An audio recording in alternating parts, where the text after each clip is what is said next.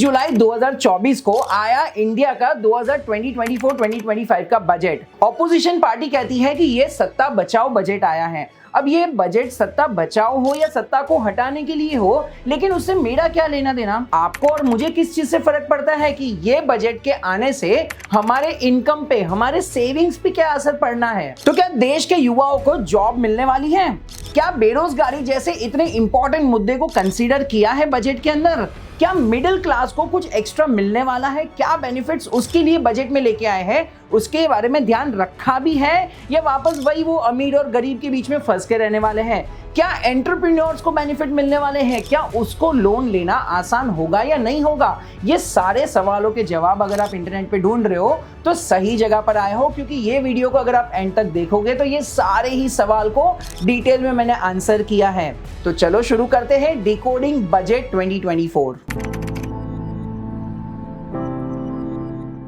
तो सबसे पहले अगर हम बात करें देश के यूथ की, तो साथियों इस बजट से सबसे ज्यादा फायदा अगर किसी का हुआ है तो वो इंडिया के यूथ का हुआ है। क्योंकि अगर हम इंडिया की बात करें तो इंडिया एक यूथ का कंट्री है। मतलब हमारे यहाँ पर 50% से ज्यादा पॉपुलेशन 25 की उम्र से कम है और 65% पॉपुलेशन 35 की एज से कम है। मतलब यूथ के लिए एम्पावरमेंट, यूथ के लिए जॉब्स, ये एक बहुत ही इंपॉर्टेंट मुद्दा है जो ऑपोजिशन बहुत अरसे से इस मुद्दे को उठा रहा है। तो इस बजट में इसी के ऊपर सबसे ज्यादा बातें हुई है। तो मैं आपको बताता हूं गवर्नमेंट ने इन दो लोगों के लिए क्या काम किया है। पहला कौन? तो कॉलेज गोइंग स्टूडेंट, और दूसरा जिन्होंने कॉलेज कंप्लीट करके, ग्रेजुएशन करके अभी जॉब ढूंढ रहे। तो ये दो लोगों के लिए बजट में क्या आया है, सबसे पहले उसी के बारे में बात करते हैं। तो 5 ऐसी स्कीम गवर्नमेंट ने लॉन्च की है। सबसे पहली स्कीम जो है that is internship in top 500 companies. मतलब 1 करोड़ से ज्यादा युवाओं को अगले 5 साल में फॉर्च्यून 500 कंपनीज में इंटर्नशिप गवर्नमेंट दिलवाएगी।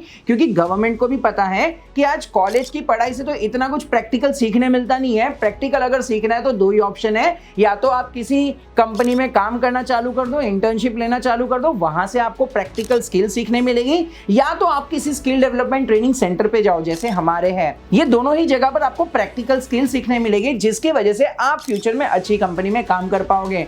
तो आपको ये स्कीम कैसी लगी मुझे कमेंट में जरूर बताना।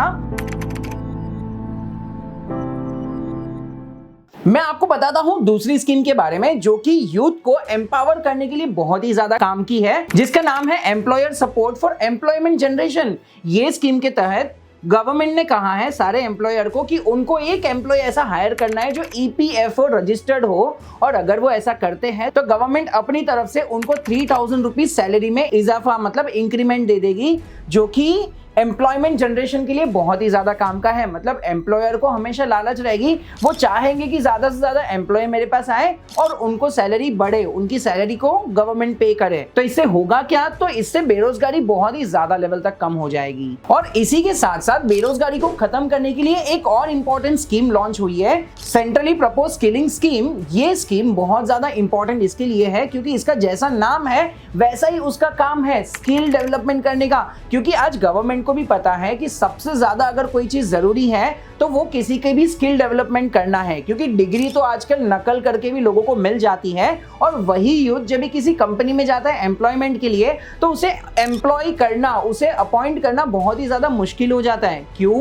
क्योंकि डिग्री तो लेके आते हैं, लेकिन जब भी कोई काम देंगे, कुछ सीखने की बात आएगी, कुछ स्किल की दिखाने की बात आएगी, तो असली चेहरा सामने आएगा, जो आजकल बहुत ही कम लोगों के पास स्किल्स बची है। तो इसीलिए गवर्नमेंट भी इसी चीज पे फोकस कर रहा है, स्किल डेवलपमेंट पे। गवर्नमेंट का कहना है कि अगले 5 साल में हर साल वो 20 लाख से ज्यादा यंगस्टर्स को स्किल्ड करेंगे, उनको ऐसी स्किल सिखाएंगे जिससे वो कंपनीज में काम कर सके।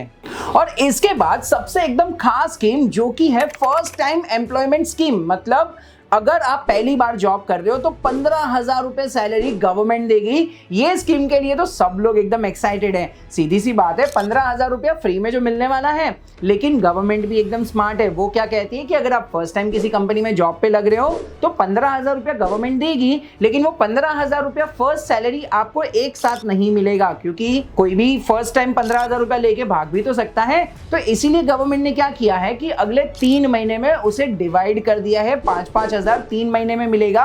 जिससे होगा क्या कि 3 महीने तक वो अगर आप कंपनी में काम करते हो तो आपको वो कंपनी की सारी चीजें सीखने भी मिल जाएगी और आप एक लेवल ऊपर भी आ जाओगे। ये तो वो सारी स्कीम्स थी जो यंगस्टर्स को ध्यान में रख के बनाई गई है, वो भी एम्प्लॉयमेंट को ध्यान में रखकर। अगर आपको ये वीडियो पसंद आ रहा है, इतना डिटेल में आप फर्स्ट टाइम सुन रहे हो और समझ रहा है, तो एक लाइक तो बनता है मेरे भाई। लाइक कर लीजिए और सब्सक्राइब कर लीजिए पहले तो ये चैनल को। तो बढ़ते हैं अगले सेक्शन की तरफ। तो भैया कॉलेज कंप्लीट हो जाने के बाद जिसको जॉब करना है उसके लिए तो इतनी सारी स्कीम्स ने गवर्नमेंट ने दे दी है, तो क्या जो पढ़ना चाहते हैं उसके लिए कोई चीज नहीं दी है?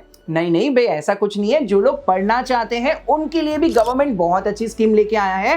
खास करके जो लोग पढ़ना चाहते हैं, हायर एजुकेशन लेना चाहते हैं, उनके पेरेंट्स को भी बहुत ही ज्यादा चिंता होती है, क्योंकि आज सारे इंस्टीट्यूशन की फीस इतनी ज्यादा बढ़ गई है, भले वो IITs IIMs हो, इसकी फीस इतनी ज्यादा बढ़ गई है कि मिडिल क्लास पेरेंट्स उसे अफोर्ड नहीं कर सकते हैं। और मिडिल क्लास पेरेंट्स होते हैं जिनको बच्चों के पढ़ाई की चिंता बहुत ज्यादा सताती रहती है। तो बस उसी के लिए गवर्नमेंट ने ये स्कीम लेके आए हैं, जहां पर स्टूडेंट्स को 10 लाख रुपए तक का लोन बहुत ही आसानी से मिल जाएगा। ये लोन मिलने से बच्चे फ्यूचर एजुकेशन, हायर एजुकेशन बहुत ही आसानी से कर पाएंगे। गवर्नमेंट का ये मानना है कि बहुत सारे ऐसे स्टूडेंट्स हैं जो इस स्कीम का फायदा अगले 5 साल में उठा पाएंगे। तो कुछ लोग पढ़ाई करना चाहते हैं, तो कुछ लोग एंटरप्रेन्योर बनना चाहते हैं, खुद का कुछ काम करना चाहते हैं। तो क्या उनके लिए कोई स्कीम है? हाँ जी हाँ, उन लोगों के लिए भी आया है PM मुद्रा स्कीम। ये PM मुद्रा लोन मुहैया करवाता था 10 लाख रुपए तक का पहले, अब उसको बढ़ा करके 20 लाख रुपीस कर दिया है। मतलब 20 लाख रुपए का लोन एक एंटरप्रेन्योर को मिल सकता है बड़े ही आसानी से। तो इससे होगा क्या, तो MSME या तो कोई भी बिजनेसमैन जिसे कोई दूसरा काम करना हो, वो बड़े ही आसानी से काम कर पाएंगे, अपना बिजनेस शुरू कर पाएंगे। उनको किसी भी चीज की वजह से रुकने की जरूरत नहीं है। इनफैक्ट जो एंटरप्रेन्योर ऑलरेडी बिजनेस कर रहे हैं, उनको बिजनेस एक्सपांड करना है, उसके लिए पैसे की जरूरत पड़ेगी, तो वो भी बड़ी ही आसानी से 20 लाख रुपीस तक का लोन ले सकते हैं। ये स्टेप बहुत ही अच्छा है, क्योंकि बिजनेस को जब भी एक्सपांड करना होता है तभी ही लोन की जरूरत पड़ती है, तभी ही पैसे की जरूरत पड़ती है। तो ये काम गवर्नमेंट का बहुत ही अच्छा है, जिससे एंटरप्रेन्योर्स को बहुत ही अच्छा बूस्ट मिलेगा, आगे बढ़ने के लिए मोटिवेशन मिलेगा। और अगर आप एक वुमेन एंटरप्रेन्योर हैं तो आपके तो बल्ले बल्ले हैं इस बजट के बाद।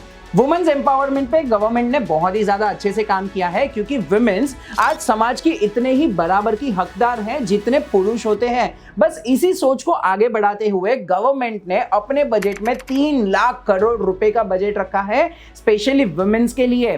और इसमें करने क्या वाले हैं, तो PM ड्रोन योजना जैसी स्कीम्स के तहत ज्यादा से ज्यादा हॉस्टल्स बनेंगे इंडिया में। पालना सखी योजना, ऐसी सारी स्कीम्स को ऑफर करने से गवर्नमेंट क्या कर रही है कि दे आर जस्ट एंश्योरिंग कि वुमेन्स को हर एक फील्ड में काम करने का मौका मिल सके। इसके साथ साथ फीमेल एंटरप्रेन्योर्स के लिए लोन लेना बहुत ही आसान कर दिया है। हमने सब लोगों की तो बातें कर ली, लेकिन मिडिल क्लास को एकदम भूल ही गए। वैसे भी बजट बनाने वाले अगर मिडिल क्लास को भूल गए तो हमारे दिमाग से मिडिल क्लास को भूल जाना आम बात है। हर बार की तरह बजट के दिन मिडिल क्लास हमेशा आस लगाए बैठा रहता है कि क्या हमारे लिए कोई बेनिफिट आएगा, क्या कोई चीज सस्ती होगी, किसी चीज पे टैक्स कम हुआ, हमारे लिए कहां से सेविंग्स बढ़ सकता है, टैक्स किस चीज में कम हुआ। लेकिन वो कहते हैं ना, उम्मीदें बनती ही है टूटने के लिए। टैक्स स्लैब में चेंजेस तो आए, लेकिन वो बहुत ही नॉमिनल आए, बहुत ज्यादा कुछ बड़े चेंजेस नहीं आए। अगर आपका इनकम 3 लाख रुपए से कम है, 0 to 3 लाख है, तो आपको कोई भी टैक्स देने की जरूरत नहीं है। और अगर आपका 3 लाख से ज्यादा, 5 लाख से कम है, तो उसमें कुछ नॉमिनल 5% और उसके ऊपर के भी जो स्लैब्स हैं उसके ऊपर कोई ज्यादा डिफरेंस आया नहीं है। कुछ चीजें सस्ती हो गई है क्योंकि उसके ऊपर से कस्टम ड्यूटी हटा दिया है, जैसे कि सोना, चांदी, प्लेटिनम, मोबाइल फोन, कैंसर के कुछ मेडिसिन, लेदर के प्रोडक्ट्स, ये सारी चीजें सस्ती होने वाली है। जबकि कुछ चीजों के ऊपर दाम बढ़ा दिया है, महंगी होने वाली है, जैसे कि टेलीकॉम के कुछ इक्विपमेंट्स है, मोबाइल की एसेसरीज है, एल्यूमिनियम नाइट्रेट, प्लास्टिक के कुछ प्रोडक्ट्स, ये सारी चीजें महंगी होगी।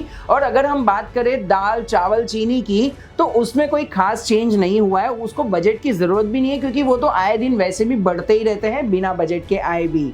ये कुछ ऐसी इंपॉर्टेंट बातें थी जो यूथ को, यंगस्टर्स को, विमेंस को और एंटरप्रेन्योर्स को ध्यान में रखकर बनाया गया है बजट के ऊपर, और जो आपको पता होना चाहिए।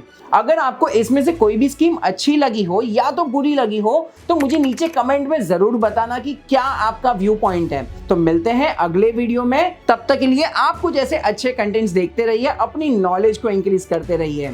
जय हिंद, जय भारत।